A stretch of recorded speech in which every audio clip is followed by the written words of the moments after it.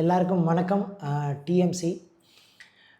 இந்த ஆடு வியாபாரத்தில் வட மாநிலங்களில் போய் ஆடு வாங்கிட்டு வந்து வியாபாரம் பண்ணலாம், ரொம்ப கம்மியான விலையில் வியாபாரம் பண்ணலாம் அப்படின்னு சொல்லி இந்த தேடுதல் வேட்டை வந்து ரொம்ப காலமாக இருந்துக்கிட்டே இருக்குது. நம்ம ஒரு 3 வருஷத்துக்கு முன்னாடி போயிட்டு வந்தோம். இதை பற்றின ஒரு அவேர்னஸ் வீடியோலாம் போட்டிருக்கோம். இது படிப்படியாக நாளடைவில் குறைஞ்சிருக்கும் அப்படின்னு பார்த்தா இன்னுமே நிற்காமல் இந்த வட மாநிலங்களில் போய் கம்மி விலையில் ஆடு வாங்கிட்டு வரலாம், இங்கே வந்து நல்ல லாபம் சம்பாதிக்கலாம் அப்படிங்கிற ஒரு வலையில் வந்து நிறைய பேர் விழுந்துக்கிட்டே இருக்காங்க. அப்படிங்கிறது ரொம்ப கவலை அளிக்கக்கூடிய விஷயம் இருக்குது. நான் அதனால் ரொம்ப தெளிவாக இந்த வெளியூர்களில் வெளி மாநிலங்களில் போய் ஆடு வாங்கலாம் அப்படின்னு நினைக்கிறவங்களுக்கு ஒரு 8 முக்கியமான விஷயங்களை பற்றி சொல்லணும்னு நினைக்கிறேங்க நான். மெயினாக இந்த ஆட்டை பற்றின அனுபவமே இல்லை எனக்கு. பட் இருந்தாலும் வெளி மாநிலங்களில் இவ்வளோ ரொம்ப கம்மி விலையில் கிடைக்குதுங்க, அங்கே போய் வாங்கிட்டு வந்து இங்கே வியாபாரம் பண்ணலாம் அப்படின்னு நான் நினைக்கிறேன் அப்படிங்கிறவங்களுக்கான வீடியோ தொடர்ந்து பாருங்கள். முதல் விஷயம் வந்து பார்த்திங்க அப்படின்னா, ஆடுகளை சந்தையில் நீங்கள் இப்போ முறைப்படி வாங்குறீங்க, எந்த ஒரு பண்ணைகள்லையும் போய் வாங்காமல் சந்தைகளில் வாங்குறீங்க அப்படின்னா, பல் போடாத இளம் ஆடுகள், அதாவது 8 மாதத்துக்குள்ளே இருக்க மாதிரி பல் போடாத பால் ஆடுகள், அது கிடாயாக இருக்கட்டும் மறுக்கையாக இருக்கட்டும் எதுவாக இருந்தாலுமே வந்து பார்த்திங்கன்னா உயிரடைக்கு 375 ரூபாய், அதுக்கு கீழே வந்து உங்களால் வாங்கவே முடியாதுங்க.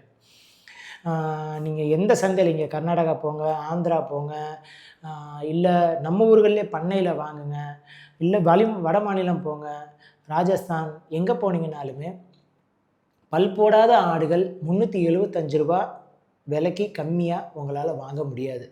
அதுலேயே தரம் இருக்குது. இந்த 375 ரூபாங்கிறது 380 ரூபா, 90 ரூபா, 400 ரூபா அப்படின்னு சொல்லி போகும். ஆட்டோட கெட்டித்தன்மையை பொறுத்து, அதுதான் ஆட்டோட தரம்னு சொல்கிறோம். அந்த ஆட்டோட கெட்டித்தன்மையை பொறுத்து 375 ரூபா, சில நேரங்கள் 370 ரூபாய்க்கு கூட கிடைக்கலாம்.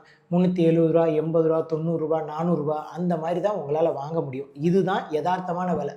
இதை விட கம்மியாக எங்கேயும் வாங்குகிறேன் அப்படின்னு சொல்லி நீங்கள் எங்கேயுமே அது நடக்கும்னு சொல்லி நினைக்காதீங்க, அதை நம்பாதீங்க. ஃபஸ்ட்டு விஷயம்.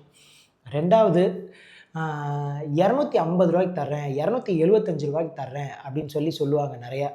அந்த 250 ரூபாய்க்கும் 275 ரூபாய்க்கும் இந்த ஆட்டில் வந்து பார்த்திங்க அப்படின்னா அந்த பல் போட்டு இருக்கும். இந்த ஃபோட்டோ காமிச்சிருக்கோம் பாருங்கள். இது வந்து 4 பல் 6 பல் அப்படின்னு சொல்லுவாங்க. ஆட்டோட வயசு வந்து பார்த்திங்க அப்படின்னா, நம்ம ஆட்டுக்கு போடுற பல்லை வச்சு, ஆடு மாடு எல்லாத்தையுமே நம்ம பல் வச்சு தான் நம்ம சொல்லுவோம். 2 பல் 4 பல் 6 பல்லுங்க. அதாவது வந்து அந்த நடுவில் இருக்க 2 பல் மட்டும் பெரிய பல்லாக இருக்கும், அது வந்து 2 பல். அதுக்கப்புறம் 4 பல் பெரிய பல்லாகும், அது வந்து 4 பல். அப்புறம் 6 பல் ஆகும். அப்புறம் கடைப்பல், அதாவது 8 பல் போட்ட ஆடு, அதாவது வயசான ஆடு. அப்போ இதுக்கு எத்தனை வருஷம் ஆகும்னா, பல் போடாத ஆடு 1 வருஷத்துக்கு உள்ளே இருக்குது அப்படின்னா, ஒரு 2 பல் போட்ட ஆடு 1 வருஷத்துலேருந்து 1.5 வருஷம் அந்த மாதிரி ஆகும். 2 வருஷத்தில் 4 பல் ஆகும். 3 வருஷத்தில் 6 பல் ஆகும். அப்போ பல் சேர்ந்த ஆடுகள், அது கெடாயாக இருக்கட்டும் பெட்டையாக இருக்கட்டும், பல் சேர்ந்த ஆடுகளுக்கு வந்து 3 வயசுக்கு மேலே இருக்க ஆடுகள் தான் 6 பல் 8 பல் அப்படிங்கிற மாதிரி போகும். அது வந்து என்னென்னா ரொம்ப வயசான ஆடு. அதோட மீட் வந்து ரொம்ப சக்கையாகவும் சுவை கம்மியாகவும் இருக்கும். அதனால தான் அதோட விலை போக போக குறைஞ்சிக்கிட்டே வருது. அப்போ நம்ம சந்தைகளில் வந்து போய் வயசான ஆடு பல் சேர்ந்த ஆடுகள் வந்து பார்த்திங்க அப்படின்னா 250 ரூபா, 240 ரூபா, 275 ரூபா, 300 ரூபா, 310 ரூபா, இந்த மாதிரி ஆட்டோட தரத்துக்கு பொறுத்த மாதிரி மாறிக்கிட்டே வரும். இப்போ 240 ரூபாலாம் சொல்கிறேன் பாருங்கள், ரொம்ப எலும்பு மாதிரி இருக்கும் ஆட்டில் வந்து கறியோட சதவீதம் ரொம்ப கம்மியாக இருக்கும். அப்படி கொஞ்சம் கொஞ்சமாக அதோட குவாலிட்டி, அதாவது ஆட்டில் வந்து சதைப்பிடிப்பாக கறிப்பிடிப்பாக இருக்க போக போக வந்து பார்த்திங்க அப்படின்னா அந்த ஆடு வந்து 285 ரூபா, 300 ரூபா, 310 ரூபான்னு சொல்லி அங்கேயே வர ஆரம்பிச்சிடும். இது போக டிரான்ஸ்போர்ட் காஸ்ட் இருக்குது. அதுக்கப்புறம் ஆட்டோட எடை வந்து வாங்குகிற இடத்துலேருந்து நம்ம இடத்துக்கு வர்றதுக்கு ஒரு எடை குறையும். ஸோ இதெல்லாம் கனெக்ட் பண்ணி பார்க்குறப்ப உங்களால் இன்றைக்கி நியாயமான விலையில் வந்து பார்த்திங்க அப்படின்னா 340 ரூபா, 350 ரூபா, 360 ரூபா, இல்லை 370 ரூபா, ஆட்டோட தரத்தை பொறுத்து இந்த மாதிரி உயிரடைக்கு விலைக்கு தான் உங்களால் கொடுக்க முடியும். இது எல்லாமே தன்னித்தீவனம் இல்லாமல் தரத்தை பொறுத்து வேறு விலை நிர்ணயம் பண்ணி அவங்களுக்கு கொடுக்க முடியும். ஸோ 250 ரூபா, 275 ரூபாய்க்கு அவங்க சொல்கிறது வந்து வயசான ஆடா அப்படின்னு பார்த்துக்கோங்க. ஏன்னா ஒரு மொத்த பட்டியில் வந்து பார்த்திங்கன்னா 100 ஆடு இருக்குன்னா 40 ஆடு 30 ஆடு இந்த வயசான ஆடுகளை கலந்து விட்டால் கூட நமக்கு இதை கண்டுபிடிக்க முடியாது. ஒன்று. ரெண்டாவது விஷயம் வந்து பார்த்திங்க அப்படின்னா, தண்ணி தீவனம் வச்சு ஆடுகளை கொடுக்கறது. அவங்க வந்து பார்த்திங்க அப்படின்னா ஒரு முக்கியமான வேலை என்ன பண்ணுவாங்க அப்படின்னா, ஆட்டுகளுக்கு நீங்கள் போய் எடை போட போகிற அன்னைக்கு காலையில் ஆட்டுக்கு மாவும் ஒரு உப்பும் கலந்த தண்ணியை வந்து வைப்பாங்க. அந்த தண்ணியை வந்து பார்த்திங்கன்னா ஆடு பயங்கரமாக குடிக்கும். 3 லிட்டர் 4 லிட்டர் தண்ணி குடிக்கும். நீங்கள் ஆட்டை பார்த்தீங்கன்னா வயிற்ற பார்த்தீங்கன்னா பெருசாக எதுவுமே தெரியாது. அது போக வந்து நீங்கள் போகிற டயத்தில் கொஞ்சம் தீவனம் வச்சுருப்பாங்க. அதுக்கு முன்னாடி தண்ணியெல்லாம் விட்டுருவாங்க. ஸோ இந்த மாதிரி ஆட்டோட எடையை பொய்யா ஏற்றி காமிப்பாங்க ஒன்று. 2வது விஷயம் வந்து பார்த்திங்கன்னா அவங்களோட எடை மேடையில் வந்து பார்த்திங்க அப்படின்னா ஒரு சின்ன சேஞ்ச் ஒன்று பண்ணுறாங்க. ஒரு ப்ளூடூத் டிவைஸ் மூலமாக அந்த அந்த வெயிட் மிஷினில் ஒரு 20 கிலோ மதிப்புள்ள ஒரு பொருளை வச்சிங்கன்னா அது 24 கிலோ 25 கிலோ அப்படின்னு காமிக்கிற மாதிரி அவங்க ஒரு வேலை பண்ணுறாங்க. நீங்கள் அந்த ஆட்டை எடை போடுறதுலே கவனமாக இருப்பீங்க, அதை குறிக்கிறதுலே கவனமாக இருப்பீங்க. பின்னாடி இது என்ன நடந்துகிட்ருக்குங்கிறது தெரியாது. உங்களுக்கு பின்பக்கமோ அந்த சைட்லேயோ இங்கேயோ, ஏன்னா நிறைய பேர் உங்களை சுற்றி நின்றுட்டுருப்பாங்க. யாரோ ஒருத்தவங்க இதை ஆப்ரேட் பண்ணிகிட்டே இருப்பாங்க. திடீர்னு உங்களுக்கு சந்தேகம் வந்து இந்த ஆடு வந்து 20 கிலோ இருக்கும் அப்படின்னு எனக்கு சந்தேகமாக இருக்குது அப்படின்னு நீங்கள் நினைக்கிறீங்கன்னு வச்சுக்கோங்களேன். அந்த நேரத்தில் அந்த ப்ளூடூத்தை தான் ஆஃப் பண்ணி வச்சுருவாங்க. நீங்கள் உங்கள் எடை ஏறி சராசரியாக செக் பண்ணிக்கலாம், கரெக்டாக இருக்கும். ஒரு 5 கிலோ எடைக்கல்ல வைப்பாங்க, அப்பையும் கரெக்டாக இருக்கும். ஸோ உங்களுக்கு சந்தேகம் தீர்ந்துடும். திரும்பவும் ஒரு ஆடு 2 ஆடு சரியாக எடை போட்டுக்கிட்டே போகும். அதுக்கப்புறம் அந்த ப்ளூடூத் டிவைஸ் மூலமாக திரும்பவும் அதை ஆன் பண்ணிடுவாங்க. உங்களுக்கு எடை அதிகமாக காமிக்க ஆரம்பிக்கும். 4 கிலோ 5 கிலோ 6 கிலோ வரைக்கும் ஆடுக வந்து உயிரெடை இங்கேயே ஜாஸ்தியாக காமிக்க ஆரம்பிக்கும், அதாவது வாங்குகிற இடத்துல. அப்போ அங்கேருந்து இங்கே நம்ம இடத்துக்கு கொண்டு வர்றப்ப யதார்த்தமாக நடக்கிற வெயிட் லாஸ் ஒன்று இருக்குது. அதாவது ஆடு அங்கேருந்து இங்கே வர்றப்ப 10லேருந்து 15% வரைக்கும் எடை குறையும். அதில் இவங்க வேறு 3 கிலோ 4 கிலோன்னு ஏற்றி அனுப்பிச்சிருக்கிறது மூலமாக வந்து பார்த்திங்கன்னா இங்கே வந்து இறங்குறப்ப ஒரு ஆட்டுக்கு சராசரி 5 கிலோ 6 கிலோ 7 கிலோ அப்படின்னு குறைஞ்சிருந்துச்சு அப்படின்னா, பெரிய பல் சேர்ந்த ஆடுகள் எடுக்கிறோம் பாருங்கள், அதிலெல்லாம் 9 கிலோலாம் குறைஞ்சிருக்கு. இதெல்லாம் எங்களோட அனுபவத்தை நாங்கள் பல முறை சொல்லியிருக்கோம். இது சமீபத்தில் ஒரு சில சம்பவங்களை கேள்விப்பட்டுட்டு நான் இது ரொம்ப விளக்கமாக திரும்ப சொல்லணும்னு நினச்சி இதை பண்ணுறேன் நான். ஸோ இந்த மாதிரி தண்ணி தீவனம் வச்சும் ப்ளஸ் இடையில வந்து மேனிப்புலேட் பண்ணி, அதாவது வந்து அதை திரிச்சு காமிக்கிற மாதிரி ஒரு வேலை ஒன்று பண்ணுவாங்க. 4வது வந்து பார்த்திங்க அப்படின்னா எந்த காரணத்தை கொண்டும் அட்வான்ஸ் பணம் கொடுக்காதீங்க. அந்த அட்வான்ஸ் வந்து பார்த்திங்க அப்படின்னா உங்களை கூப்பிட்டு வர வச்சு ஆடுகளை வந்து இந்தந்த 70% கெடா கொடுப்பேன், 30% மறுக்கு, அதாவது பெட்டை ஆடுகள் இருக்கும் அப்படின்னு சொல்லி உங்களுக்கு அக்ரிமெண்ட்லாம் போட்டு பில் காப்பிலாம் போட்டு பயங்கரமாக பண்ணி கொடுப்பாங்க. உங்களுக்கு அவங்க மேலே எந்த வகையிலும் சந்தேகமே வராது. அந்த மாதிரி பேசுவாங்க, அந்த மாதிரி உங்களை கவனிச்சுக்குவாங்க. அதே மாதிரி கொஞ்சம் ஆடுகள் ஒரு 10-20 ஆடுகளை கொண்டு வந்து காமிக்கிறப்போ உங்களுக்கு சூப்பரான ஆடுகளை கொண்டு வந்து காமிச்சிருப்பாங்க. ஓ இதெல்லாம் நல்லா இருக்கே அப்படின்னு சொன்னோன்னே அவங்க என்ன சொல்லுவாங்க, எனக்கு ஒரு அட்வான்ஸ் பண்ண கொடுங்க, 1.5 லட்சம் கொடுங்க, 2 லட்சம் கொடுங்க. மேற்கொண்டு எங்கள் மாமா வந்து காட்டில் வேலை பார்க்குறாங்க, அங்கேருந்து நாங்கள் ஆடுகளை வாங்கிட்டு வருவோம், இப்படி தான் சொல்லவே செய்வாங்க. அப்போ நம்ம என்ன நினைப்போம், ஓகே ஊருக்குள்ளேயே காட்டிலேருந்து ஆடுகள் வாங்கிட்டு வர்றதுனால சந்தைக்கு வர்றதோட முன்னையே நம்ம வாங்குகிறோம், அப்போ நமக்கு நல்ல விலையில் கிடைக்கும் போல் அப்படின்னு நினச்சி நம்மளும் காசு கொடுப்போம். 1.5 லட்சம் 2 லட்சம்னு போகிறப்ப திரும்ப அவங்க 2வது லாட்டு 3வது லாட்டுன்னு கொண்டு வர்றப்ப நமக்கு பிடிக்காத ஆடுகள் நிறைய இருக்கும். அதாவது இது வந்து ஆட்டை பற்றின விவரம் தெரிஞ்சவங்க நிறைய பேர் இதை கண்டுபிடிச்சிடுவாங்க. ஆட்டை பற்றின விவரம் தெரியாதவங்க இது என்ன ஆடு வந்திருக்கு, அது நல்ல ஆடா நல்ல ஆடு இல்லையா எதுவுமே தெரியாது. ஏன்னா இந்த மாதிரி நாங்களும் போய் அங்கே நின்றுருக்கோம். நான் போய் ஆடுகளோடு நின்று ஃபோட்டோ எடுத்து வீடியோ எடுத்துலாம் நினச்சிருக்கேன். ஆகா ஆடு சூப்பராக வந்துக்கிட்டு இருக்கு அப்படின்னு நினச்சேன். அதில் எத்தனை ஆடு, பல் சேர்ந்த ஆடு, பல் சேராத ஆடு, இதெல்லாம் விலைக்கு போகுமா போகாதா, இதை யாரும் வாங்குவாங்களா, எதுவுமே தெரியாமல் எல்லாமே ஆடு அப்படிங்கிற கணக்கில் நம்ம வாங்க ஆரம்பிப்போம். ஸோ ஃபஸ்ட்டு அந்த அனுபவமும் வேணும். அட்வான்ஸ் பணம் கொடுக்காதீங்க. அட்வான்ஸ் பணத்தை கொடுத்தோம் அப்படின்னா நம்மளோட பிடி அவங்க கையில் போயிடும். அதுக்கப்புறமா அவங்க சொல்கிறத நம்ம கேட்கணும். வண்டி ஏற்றி அனுப்புகிற வரைக்கும் அவங்க சொல்கிறத நம்ம கேட்கணும். அவங்க வந்து என்ன சொல்லுவாங்க, 80% பணத்தை இங்கே கொடு, 20% பணத்தை நான் உன் இடத்துல வந்து உங்கள்கிட்ட நின்று வியாபாரம்லாம் முடிஞ்சதுக்கப்புறம் வாங்கிக்கிறேம்பாங்க. கடைசி நேரத்தில் வரமாட்டாங்க. கடைசி நேரத்தில் வண்டியை நீங்களே புக் பண்ணிக்கோங்கன்னு சொல்லுவாங்க. அங்கே ஆரம்பிக்கும், அந்த ராத்திரி ஆரம்பிக்கும் உங்களோட பிரச்சனை. ஆடு இங்கே வந்து இறங்குற வரைக்கும் பிரச்சனை, இறங்கி ஆடு சாகிறது எல்லாமே பிரச்சனை உங்களுக்கு. 5வது வந்து பார்த்திங்க அப்படின்னா ஒரு பண்ணைக்கு போகிறதுக்கு முன்னாடி உங்களுக்கு இங்கேன்னு இல்லை, எந்த பண்ணைக்கு நம்ம ஊருக்குள்ளேயுமே ஒரு பண்ணைக்கு போகிறதுக்கு முன்னாடி உங்களுக்கு அடிப்படையாக தெரிஞ்சிருக்க வேண்டிய விஷயங்கள் வந்து பார்த்திங்க அப்படின்னா என்னென்ன ரகம் இருக்குது, ப்ரீடு, அதுக்கப்புறம் ஆடோட வயசு அப்படின்றா. இப்போ நான் சொன்ன மாதிரி 2 பல்லு 4 பல்லு 6 பல்லு, அதுக்கப்புறம் குவாலிட்டி. ஆட்டோட குவாலிட்டிங்கிறது ஆட்டை வந்து பிடிச்சு பார்த்தீங்கன்னா நல்ல திடகார்த்தியமாக இருக்குது, கொஞ்சம் திடம் கம்மியாக இருக்குது, அப்புறம் லேசாக எலும்பாக இருக்குது, அப்புறம் ரொம்ப எலும்பாக இருக்குது. இந்த மாதிரி ஒரு 4-5 கேட்டகரியாக உங்களுக்கு தோணுன மாதிரி நீங்கள் பிரிச்சுக்கலாம். இப்போ நாங்கள் வந்து ஒரு 4 கேட்டகரியாக பிரிக்கிறோம். First quality, second quality, third quality, fourth quality. இந்த குவாலிட்டினா என்ன அப்படின்னா, ஒரு ஆடு வெறும் வயிற்றில் தண்ணி தீவனம் இல்லாமல் வச்சு வெறும் வயிற்றில் போடுற எடையிலேருந்து அதோட தரத்தை பொறுத்து கறி கிடைக்கிற சதவிகிதம் வந்து மாறுபட்டுக்கிட்டே வரும். இப்போ ஒரு எக்ஸாம்பிளுக்கு ஒரு 20 கிலோ ஒரு ஆடு இருக்குது. அந்த ஆடு முதல் தரமான நல்ல திரகார்த்தியமான ஆடாக இருந்ததுன்னா அதில் ஒரு 11 கிலோ கறி வருதுன்னு வைங்க. கொஞ்சம் கம்மியான குவாலிட்டியாக இருக்க ஆடில் 10 கிலோ வரும். அதை விட இன்னும் கொஞ்சம் கம்மியாக இருக்கிறதுல 10 கிலோ கறி கிடைக்கும். அதை விட ரொம்ப மோசமாக இருக்குது, எலும்பாக இருக்குது அப்படின்னா 9.5 கிலோ கிடைக்கும். அப்போ அந்த 9.5 கிலோ கிடைக்கிற ஆட்டில் இன்னொரு பெரிய பிரச்சனை என்ன அப்படின்னா, எலும்போட சதவீதம் ஜாஸ்தியாக இருக்கும், கறியோட சதவீதம் கம்மியாக இருக்கும். அப்போ இது எல்லாத்துக்குமே தனித்தனியான கொள்முதல் விலை, தனித்தனியான விற்பனை விலை இருக்கணும். அதை தான் நம்ம டிஎம்சியில் வந்து பண்ணுறோம். ஸோ அதனால தான் கேட்டகரி ஏஜ் வைஸ் பிரிக்கிறோம். அதுக்கப்புறமா வந்து பார்த்திங்கன்னா தரத்தை காமிக்கிறோம். அதாவது தரம் முதல் தரம், 2ஆம் தரம், 3ஆம் தரம், 4ஆம் தரம், இது எல்லாத்துலேயுமே கறியோட சதவீதம் மாறுபட்டுக்கிட்டே வரும். இன்னொன்று வந்து பார்த்திங்கன்னா ஈல்டு பர்சன்டேஜ், அதாவது கேட்டகரி சொல்லிட்டேன், ஈல்டு பர்சன்டேஜ் சொல்லிட்டேன், குவாலிட்டி சொல்லிட்டேன். ஸோ இதெல்லாம் வந்து பார்த்திங்க அப்படின்னா முக்கியமாக ஒரு ஆட்டை பற்றின ஒரு அனுபவம், அதாவது பேசிக் அண்டர்ஸ்டாண்டிங் உங்களுக்கு வேணும். இந்த ஆட்டு வியாபாரத்துக்குள்ளே முன்னாடி இறங்குறதுக்கு முன்னே இதை ஃபுல்லாக தெரிஞ்சுக்கணும். இதை வந்து நீங்கள் உங்களோட லோக்கல்லே முதல் தெரிஞ்சுக்கலாம். அதாவது நம்ம லோக்கல் சந்தைகளாக இருக்கட்டும், இங்கே இருக்க விற்பனை மையமாக இருக்கட்டும், கறிக்கடைகளாக இருக்கட்டும், ஆட்டு தொட்டியாக இருக்கட்டும், எங்கேயோ போய் இந்த புரிதல் உங்களுக்கு ஒரு அண்டர்ஸ்டாண்டிங் கொண்டு வந்துருவாங்க.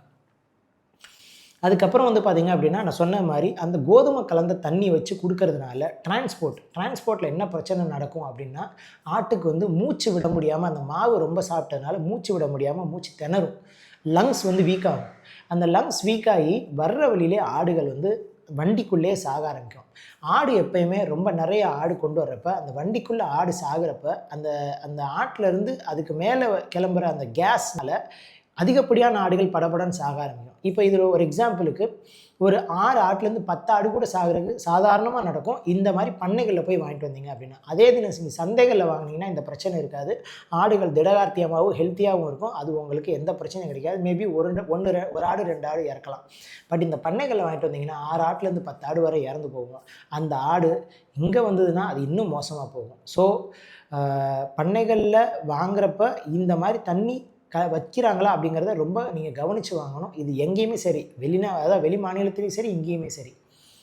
அதே மாதிரி வந்து பார்த்திங்க அப்படின்னா ஆடுகளை வாங்கிட்டு வர்றது எப்பயுமே பிரச்சனை கிடையாதுங்க. நீங்கள் பண்ணையில் வாங்குங்க, சந்தைகளில் வாங்குங்க, என்ன வேணாலும் பண்ணுங்கள். பட் இங்கே வந்த உடனே ஆடுகளை விற்கிறதுக்கான உங்களுக்கு ஒரு மெத்தட் வேணும். அது இல்லாமல் 300 ஆடை வாங்கிட்டு வரேன், 250 ஆடை வாங்கிட்டு வரேன், 200 ஆடை வாங்கிட்டு வரேன், யார் வேணாலும் வாங்கிட்டு வரலாம். விற்கிறதுக்கு நமக்கு என்ன வழி இருக்குது? அப்போ அந்த ஆடை விற்பனைக்கு முன்னாடி, ஆடை கொள்முதல் பண்ணுறதுக்கு முன்னாடியே நீங்கள் உங்களுக்கான ஆர்டர்ஸு, கஸ்டமர் யாரெல்லாம் நம்மகிட்ட ஆடு கேட்டிருக்காங்க, எத்தனை ஆர்டர் உங்களுக்கு வேணும் அப்படிங்கிறத கணக்கெடுத்துக்கோங்க. அவங்க கட்டாயமாக வந்து நம்மக்கிட்ட ஆடு வந்ததுக்கப்புறம் வந்து வாங்குவாங்களாங்கிறத உறுதிப்படுத்திக்கோங்க. ஏன்னா நிறைய நேரம் வந்து ஆடு நீங்கள் எடுத்துகிட்டு வாங்க, நாங்கள் வாங்கிக்கிறோம், 10 ஆடு 20 ஆடுன்னு சொல்லிடுவாங்க. வந்ததுக்கப்புறம் வந்து பார்த்திங்கன்னா யதார்த்தமாகவே ஒரு சில நேரம் அவங்களுக்கு ஆடு வாங்க முடியாமல் போயிடலாம், விற்பனை இல்லாமல் ஆடு தங்கி போயிருந்திருக்கலாம், எனக்கு ஆடு இந்த வாரம் வேணான்னு திடீர்னு ஒரு சூழ்நிலை வரலாம். அப்போ அந்த மாதிரி சூழல்களில் இந்த ஆடுகளை 2 நாளைக்கு மேலே 3 நாளைக்கு மேலே வைக்க முடியாது. ஏன் 2 நாளைக்கு மேலே 3 நாளைக்கு மேலே வைக்க முடியாது? இந்த ஆடு தாங்காதா, இல்லை இது என்ன ஆடு அப்படின்னா, எல்லாமே நேச்சுரலாக வளர்கிற ஆடு தான். பட் ஆனால் அது கம்ப்ளீட்டாக வேறு சீதோஷண நிலையிலேருந்து, வேறு தீவன முறையிலேருந்து இங்கே வரவுமே கம்ப்ளீட் டிரான்ஸ்போர்ட் 2 நாள் 2.5 நாள் டிரான்ஸ்போர்ட்லேயும் அது ஸ்ட்ரெஸ்ஸில் வந்து இறங்கும். அது போக இந்த தண்ணி, தீவனம் இந்த மாதிரிலாம் வச்சு கொடுத்துருந்தாங்க அப்படின்னா அதோட லங்ஸ் வேறு பாதிக்கப்பட்டிருக்கும். அப்போ படிப்படியாக ஆடுகள் வந்து அதிகமாக நம்ம இடத்துல இறந்து போகிறதுக்கான வாய்ப்பு இருக்கும். ஒன்று வெயிட் லாஸ் ஆகும்.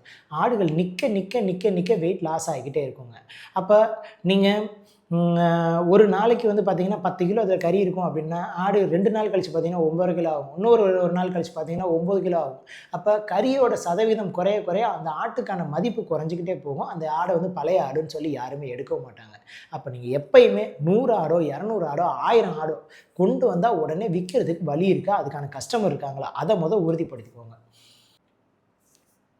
8வது இந்த விஷயந்தான் ரொம்ப முக்கியமானது. என்ன அப்படின்னா, நம்ம ஆடுகளை கொண்டு வந்துடுவோம், விற்க முடியாமல் நஷ்டப்பட்டுருவோம். இது வந்து அந்த லோடு விற்க முடியாமல் தடுமாறி கடைசியில் யார்கிட்டையோ ஒரு கொடுத்து இதை காலி பண்ணால் போதும் அப்படிங்கிற ஒரு சூழலுக்கு வந்து முடிப்போம் பாருங்கள். நம்ம இவ்வளோ நஷ்டப்பட்டிருக்கோம் அப்படிங்கிறத. அப்போ அங்கே கான்டாக்ட் பண்ணி அவங்ககிட்டையும் பேச முடியாது, அவன் பதில் சொல்லவும் மாட்டான். இங்கே வந்து பார்த்திங்க அப்படின்னா எடுக்கிறேன்னு சொன்னாங்க, அண்ணே நாங்கள் குவாலிட்டியாக இருந்தால் எடுக்கலாம்ண்ணே, இது என்னென்ன இப்படி இருக்குது, இதை வாங்க முடியாதுண்ணே, இது 200 தான் போகும், 250 தான் போகும், இல்லை 300 தான் போகும், என்னமோ ஒன்று சொல்லுவாங்க. அப்போ வந்து பார்த்திங்கன்னா அந்த இதெல்லாம் கொடுத்து பார்க்குறப்ப ஒரு லோடுக்கு 3,500,000 5,500,000 ரூபா வரைக்கும் உங்களுக்கு நஷ்டமாகும். இந்த நஷ்டத்தை வந்து நம்ம நிறைய பேர்கிட்ட பகிர்ந்துக்க முடியாமல், இவ்வளோ நஷ்டப்பட்டுட்டோம், நம்ம ஏமாந்துட்டோம் அப்படிங்கிறத சொல்லவும் முடியாமல், இந்த கோபத்தை காமிக்க முடியாமல் பயங்கரமாக ஸ்ட்ரெஸ் ஆயிரும். ஒரு வாரம் 10 நாளைக்கு நம்ம அதுலேருந்து மீண்டு வரவே முடியாதுங்க. அதனால இந்த விஷயத்த இந்த வட மாநிலங்களில் போய் ஆடு வாங்குறேங்கிறப்ப, நீங்கள் ஒரு முறைக்கு 4 முறை நல்லா யோசிச்சுக்கோங்க. இந்த எல்லா பாயிண்ட்ஸையும் நல்லா தெரிஞ்சுக்கோங்க. ஆடுகளை பற்றின புரிதலை தெரிஞ்சுக்கோங்க. குவாலிட்டினா என்ன, ஆடுகளோட ஏஜ்னா என்ன, எதுக்கு விலை அதிகமான மதிப்பு இருக்குது, எதுக்கு வந்து விலை அதான் மதிப்பு கம்மியாக இருக்குது, இதை தெரிஞ்சுக்கோங்க. தீவனம் என்ன மாதிரி கொடுக்குறாங்க, போக்குவரத்துக்கு உண்மையிலே என்ன செலவாகுது, ஆடுகளை ஒரு இடத்துலேருந்து இன்னொரு இடத்துக்கு கொண்டு வந்தப்போ ஆடுகளோட எடை எவ்வளோ குறையுது, ஏன் குறையுது, இப்படி நிறைய விஷயங்களை தெரிஞ்சுக்கோங்க. அது போக இங்கே வந்தோடனே நமக்கு விற்கிறதுக்கான ஒரு ஒரு ஸ்ட்ராங்கான ஒரு பிளான் இருக்கணும். அது இல்லாமல் இந்த ஆட்டு தொழிலை, அதுவும் மெயினாக இந்த வட மாநிலங்களில் போய் ஆடு வாங்கிட்டு வர தொழிலை பண்ணாதீங்க. இதை படித்தவங்க, படிக்காதவங்க, பெரியவங்க, சின்னவங்க எல்லாரும் பாரபட்சம் இல்லாமல் பண்ணுறாங்க. சமீபத்தில் வந்து பார்த்திங்க அப்படின்னா, நான் ஏன் இந்த வீடியோ போடுறேன் அப்படின்னா, சமீபத்தில் எனக்கு ஒருத்தர் கால் பண்ணி பேசியிருந்தாங்க. அவர் வந்து இந்த மாதிரி நீங்கள்லாம் போய் ஒரு பண்ணையில் வாங்கியிருந்துருக்கீங்க, அதே பண்ணையில் தான் நானும் ஆடு வாங்க வந்திருக்கேன், அவங்களுக்கு உங்களெல்லாம் தெரியும்னு சொல்கிறாங்க அப்படின்னு சொல்லி சொன்னார். சரிங்க, எனக்கு தெரியும், ஓகே, என்ன நடந்தது சொல்லுங்கள் அப்படின்னு கேட்டேன். நான் கடைசியில் பார்த்தா 1,50,000 லட்ச ரூபா பணத்தை வாங்கிட்டு ஆட்டையும் காணோம், ஆளையும் காணோம் அப்படின்னு சொல்லி சொன்னாங்க. அப்போ ஒன்று, நீங்கள் அந்த இடத்துக்கு போகிறதுக்கு முன்னாடி நம்மகிட்ட கேட்கலாம். போய் பணத்தெல்லாம் தொலைச்சதுக்கப்புறம் அது வந்து நம்ம ஒன்றுமே பண்ண முடியாதுங்க. அப்போ நான் சொன்னேன், ஏங்க 1,50,000 லட்ச ரூபா போனதோட போகுது, நீங்கள் தயவு செஞ்சு வந்துருங்க, நின்று திரும்ப அவங்ககிட்ட போராடி வாங்கினா இன்னும் கொஞ்சம் கையிலேருந்து பணம் போயிடும், அதை விட்டுருங்க அப்படின்னு நான் சொல்லிட்டேன். நான் அதே மாதிரி சமீபத்தில் இந்த சேலம் சரௌண்டிங்கில் யாரோ ஆடு வாங்க போயிருந்துருக்காங்க. போய் அங்கே ஆடு வாங்கி எல்லாம் பண்ணி 2 பிக்கப் வேனில் எடுத்துகிட்டு வந்து நடுராத்தில் எங்கேயோ இறக்கி விட்டுட்டு வண்டி எடுத்துகிட்டு போயிட்டாங்க. கையில் இருக்க பணத்தெல்லாம் பிடுங்கி போயிட்டாங்களா ஏதோ ஒன்று சொல்கிறாங்க. ஸோ இந்த மாதிரி தொடர்ந்து இந்த சம்பவங்கள் நடந்துக்கிட்டே இருக்குது. அது தாண்டி சென்னையில் ஒரு மிக பிரபலமான ஒரு பெரிய ஒருத்தர் வந்து பார்த்திங்க அப்படின்னா, ரொம்ப ரொம்ப பெரும் ஒரு செல்வந்தர். அவர் திரும்பவும் இந்த நான் ராஜஸ்தானில் இவ்வளோ விலை கம்மியாக கிடைக்குதுங்க, அங்கே ஆடு வாங்கலான்னு பார்த்துட்டேன் நான், எனக்கு ஒரு நல்ல கான்ட்ராக்ட் கிடச்சிட்டாங்க அப்படின்னு சொன்னாங்க. அப்போ நான் நினச்சேன், இது என்னடா ஒருத்தர் மாற்றி ஒருத்தர் போய் விழுந்துக்கிட்டே இருக்காங்க, அது எத்தனை வாட்டி சொன்னாலும் யாரும் புரிஞ்சுக்க மாட்டேங்கிறாங்க. ஒன்று என்ன நினச்சிக்கிறாங்க அப்படின்னா, நம்ம அவங்கள தடுக்கிறோம் அப்படின்னு நினைக்கிறாங்க. அதாவது நம்ம போய் ஆடு வாங்கி சம்பாதிக்கணும்னு நினைக்கிறத இவங்க தடுக்கிறாங்க அப்படின்னு நினைக்கிறாங்க. கட்டாயமாக நீங்கள் நினைக்கிறது கிடையாது. இந்த ஆட்டில் அவ்வளோ பெரிய லாபம் கிடையவே கிடையாது. அங்கே ஒருத்தவங்க 250 ரூபாய்க்கோ இல்லை 270 ரூபாய்க்கோ இல்லை 300 ரூபாய்க்கோ வாங்கிட்டு வந்து இங்கே வந்து 400 ரூபாய்க்கு விற்றா கூட பயங்கர கொள்ள லாபம் கிடைக்கும். அந்த அளவுக்கு இந்த லாபம் இருந்ததுன்னா வேறு எந்த தொழிலையுமே யாருமே பண்ண தேவை கிடையாதுங்க. நம்ம டாக்டராக வேணாம், இன்ஜினியராக வேணாம், பேங்க் மேனேஜராக வேணாம், எதுவுமே பண்ண வேணாங்க. நீங்கள் வெறும் ஆடு மட்டும் வாங்கி விற்றாலே 1000 ரூபா ஒரு ஆட்டுக்கெல்லாம் லாபம் கிடைக்குது அப்படின்னா, எல்லாருமே படிப்பை பூரா விட்டுட்டு பெரிய பெரிய தொழிலை விட்டுட்டு ஆடு மட்டுமே வியாபாரம் பண்ணால் போதும். இந்த ஆட்டில் வந்து பார்த்தீங்க அப்படின்னா, நீங்கள் இங்கே இருக்கவங்க நிறைய பேர் சொல்லுவாங்க, எங்கள் ஒரு ஆட்டில் எனக்கு 200 ரூபா கிடைச்சா போதுங்க, 100 ரூபா கிடைச்சா போதுங்க, வாங்கி அப்படி கைமாற்றிடுவேன் அப்படின்னு சொல்லுவாங்க. அப்போ நான் நம்ப மாட்டோம். உண்மையிலே அந்த ஆட்டில் யதார்த்தமாக கிடைக்கக்கூடிய லாபங்கிறது வந்து பார்த்தீங்கன்னா 250 ரூபா, இல்லை அதிகமாக போச்சுன்னா 300 ரூபா அப்படிங்கிறது தான் ஒரு ஒரு நியாயமான, சரியான, யதார்த்தமான லாபம். அதை தாண்டி லாபம் இருக்குது அப்படின்னு யாரோ சொன்னாங்க அப்படின்னா, அதுக்கு பின்னாடி ஏதோ ஒரு பிரச்சனை இருக்குது. அதனால தெரியாமல் அந்த ஆசை, அந்த அந்த பேராசை என்ற வலைக்குள்ளே போய் நீங்கள் மாட்டிக்காதீங்க. இது இனிமேவும் நடக்கக்கூடாதுன்னு நினச்சி தான் இந்த வீடியோவை நான் இவ்வளோ டீட்டெயிலாக பண்ணுறேன். நான் வட மாநிலங்களில் ஆடு வாங்கி போய் வியாபாரம் பண்ணணும்னு நினைக்கிறவங்க தயவு செஞ்சு லோக்கலில் ஆடு வாங்கி பாருங்கள். சின்ன குவான்டிட்டியில் வாங்க, 25, 50 இந்த மாதிரி வாங்கி பாருங்கள். அதில் இருக்க சாதக பாதங்கள், நல்லது கெட்டது எல்லாத்தையும் தெரிஞ்சதுக்கப்புறம் உங்களோட வால்யூம் அதிகமாகுது, அதாவது உங்களுக்கு தேவைகள் அதிகமாகுது, உங்கள்கிட்ட கஸ்டமர் அதிகமாகறாங்கன்னா அதுக்கப்புறமா நீங்கள் படிப்படியாக தேடிப்போங்க. நம்ம சரௌண்டிங்கில் நிறைய ஆடு இருக்குது, அதை போகிறாங்க. அப்புறம் கர்நாடகா போங்க, ஆந்திரா போங்க, படிப்படியாக மேலே போங்க. எடுத்த உடனே ராஜஸ்தான்லன்னு போய், அதாவது அவன் வந்து எப்படின்னா அந்த வடிவேலு ஜோக்கில் சொல்கிற மாதிரி வந்து கிட்னியை திருடுறதுக்கு கூப்பிட்றான்றப்ப நம்ம போய் வழியே போய் மாட்டி கிட்னியை பறி கொடுத்துட்டு வர்ற மாதிரி ஆகி போயிருதுங்க. இது வந்து ஜோக்கு தான், ஆனால் உண்மையிலே இதுதான் நடக்குது. நம்ம கிட்னியை பறி கொடுத்தவங்கிறத சொல்லவும் முடியாமல் அந்த தொழில் அதுக்கப்புறம் கண்டினியூவும் பண்ண முடியாமல் பெரிய பண நஷ்டத்துக்காகி, மன உளைச்சலுக்காகி போயிடணும். அதனால் இந்த தொழிலை வட மாநிலங்களில் போய் இவ்வளோ கம்மியாக கிடைக்குதுன்னு யாருமே பண்ணாதீங்க. அப்படி பண்ணணும்னு நினைக்கிறவங்களுக்கு இந்த வீடியோவை கட்டாயமாக காமிங்க. நன்றி, வணக்கம்.